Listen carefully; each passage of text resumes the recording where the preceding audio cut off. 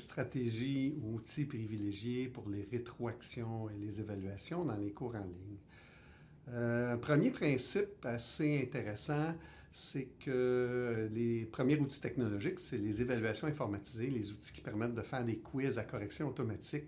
Donc, on a quand même, dans les évaluations informatisées, l'opportunité d'offrir une rétroaction qui peut être riche. Donc, la rétroaction, ça peut aller beaucoup plus loin que bonne réponse, mauvaise réponse. On peut mettre des indices pour une meilleure réponse comme feedback à chacun des choix de mauvaise réponse. Et même les mauvais choix, on peut plutôt les faire rationnellement à partir des conceptions alternatives les plus largement répandues que de les mettre au hasard. Donc, je dirais que c'est un outil qui est quand même puissant. Les quiz informatisés, l'environnement Moodle nous offre un environnement de quiz qui est puissant. C'est facile à faire, c'est facile à intégrer pour des objectifs de niveau connaissance, même application. Ça peut être utilisé facilement.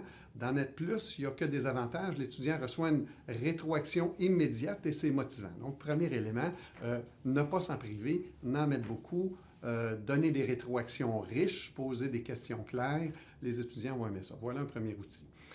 Pour ce qui est des évaluations, en fait, l'évolution des technologies, on peut mettre des évaluations qui sont autres que textuelles. Il y a toute une littérature sur les rétroactions audio qui a commencé à se développer. C'est intéressant qualitativement. J'ai commencé à développer ça avec les étudiants dans mes cours.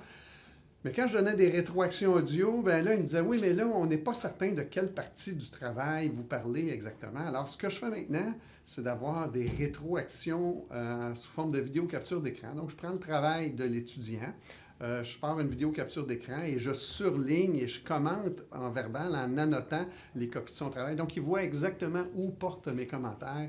Alors, mes étudiants, maintenant, ils aiment beaucoup ça. Donc, c'est possible. En fait, ils me disent, ben là, on sait tout de suite si vous êtes content ou pas content, puis on a l'impression d'avoir beaucoup plus de feedback parce que vous gênez pas pour parler. Donc, c'est vrai que ça vient plus naturellement des commentaires qu'on n'aurait peut-être pas pris la peine d'écrire. Donc, donner des rétroactions vidéo, ça se fait facilement et simplement. Puis en termes d'outils, moi, j'utilise Jing qui permet de faire des rétroactions en moins de 5 minutes. Je dirais que là où ça a ses limites, c'est beaucoup si le travail est trop long, trop complexe, la grille. En fait, pour donner une rétroaction courte, il faut l'avoir tout bien en tête. Sinon, ça devient trop consommateur rentable. Donc, dans le cas des évaluations finales, par exemple, pour les projets de stage, là, c'est des trop gros travaux, c'est des travaux trop complexes. Je ne suis pas capable de l'avoir tout en tête pour faire un one-shot, comme je dirais. Alors, ça, pour moi, c'est plus ou moins approprié. Finalement, les outils technologiques offrent de plus en plus des moyens de faire de l'évaluation par les pairs. Donc, je dirais auto-évaluation ou évaluation par les pairs, c'est possible dans le module atelier, par exemple, dans Studium. C'est intéressant à utiliser. Donc, en combinaison avec l'évaluation qui est faite par le professeur, le fait de s'auto-évaluer permet aussi de s'approprier la grille d'évaluation qui va être utilisée par l'enseignant. Donc, c'est une autre piste qui est intéressante à explorer.